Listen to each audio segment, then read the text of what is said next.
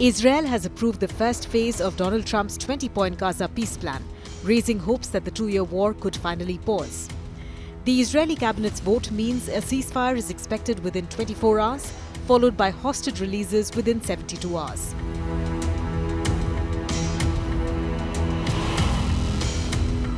Prime Minister Benjamin Netanyahu said the government had approved the framework for releasing all the hostages, the living and the deceased.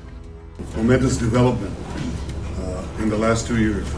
We fought during these 2 years to achieve our war aims, and a central one of these war aims is to return the hostages, all of the hostages, the living and the dead.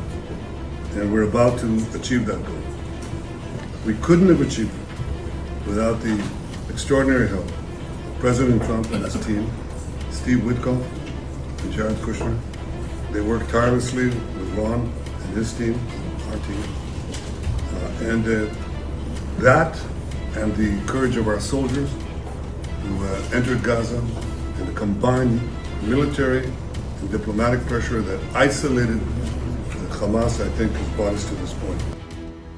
According to mediators, about 20 Israelis are believed to be alive in Gaza, while 26 are presumed dead. Hamas has agreed to return the bodies too, though it admits it may take some time to locate them.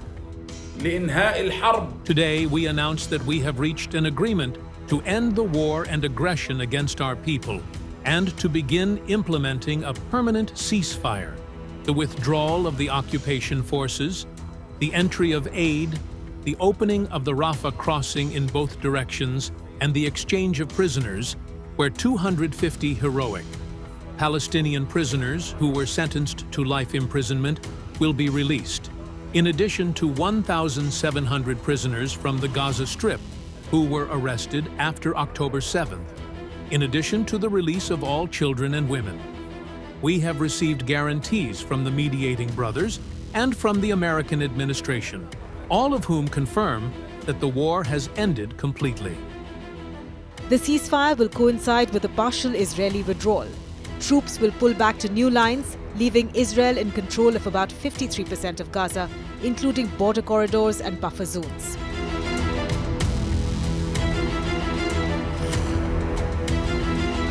In exchange, Israel will release around 250 Palestinian prisoners serving life sentences and another 1,700 detainees.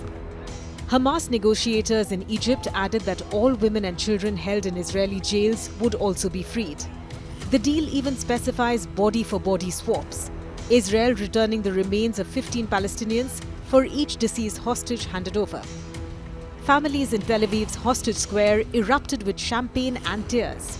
In Gaza, celebrations were mixed with grief, relief at the guns falling silent, but sorrow over destroyed homes and tens of thousands of dead.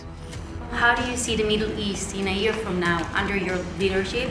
And if you see maybe an option for normalization between Israel and Saudi Arabia? I think it's going to be great. I think it's the hostages will be coming back Monday or Tuesday. I'll probably be there.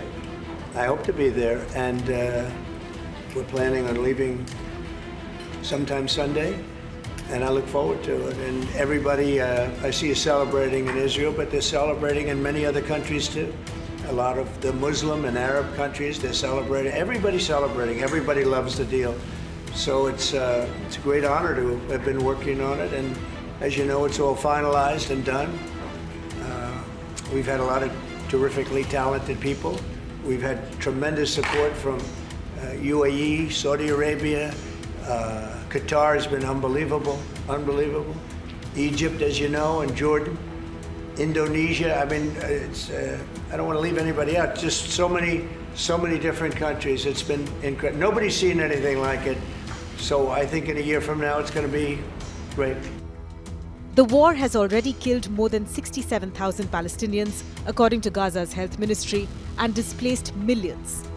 In Israel, 1,200 people were killed in Hamas's October 2023 attack, with 251 taken hostage. The fighting also dragged in regional players from Iran to Yemen, tested US-Israel ties, and left Netanyahu under intense political strain at home. Trump, who brought this plan to fruition, is flying to the region, He has been invited to address Israel's Knesset and is expected at a signing ceremony in Egypt.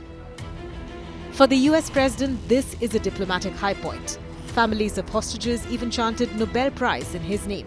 President Trump, you have the best crowd in the world. What do you guys have to say to President Trump? Thank you. Thank you. You did it. You did it. Thank you.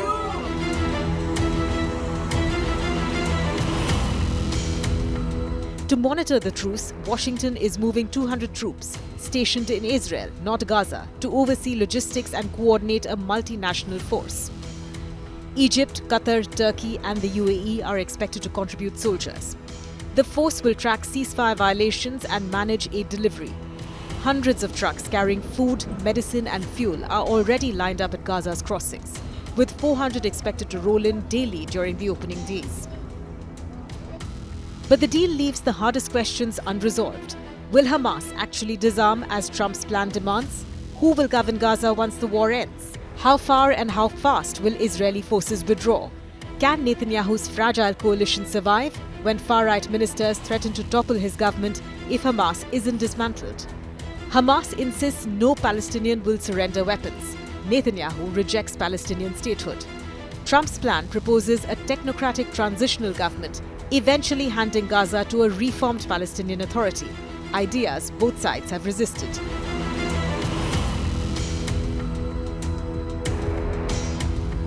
If the timetable holds, Israeli troops will reposition within the next day.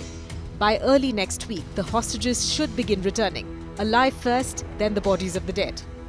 In parallel, thousands of Palestinians are to be released from Israeli prisons. Aid deliveries will surge, and the international task force will deploy. It is the closest the conflict has come to a genuine halt in 2 years. Yet explosions still echoed in Gaza, even as leaders signed papers. Whether this is the beginning of peace or just another fragile pause before the next round of war will become clear in the next 72 hours.